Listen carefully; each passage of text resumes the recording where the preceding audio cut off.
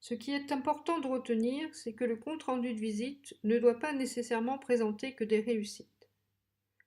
Trop de réussites peuvent être perçues comme un manque de prise de risque, d'initiative ou d'expérimentation, alors que ce qui est attendu d'un professeur stagiaire, c'est qu'il tente des gestes professionnels, même s'ils sont peu assurés, en vue de se les approprier. Les différentes synthèses du tuteur serviront alors à refléter l'évolution du niveau de maîtrise de compétences du professeur stagiaire dans son activité professionnelle.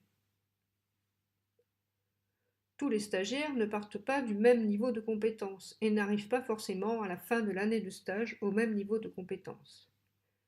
Mais tous doivent avoir fait preuve d'un développement de compétences qui leur permettent d'exercer sereinement leur métier à l'issue de leur titularisation et de continuer à perfectionner leur pratique professionnelle. En ce qui concerne les destinataires, le compte-rendu de visite est destiné à l'ISFEC et à l'inspection académique.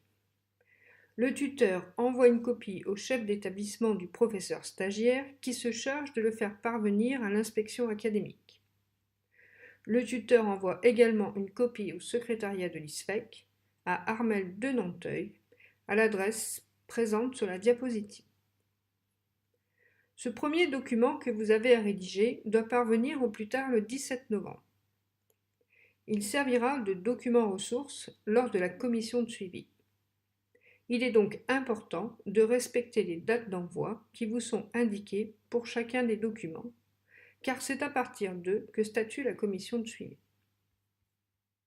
Created using Powtoon.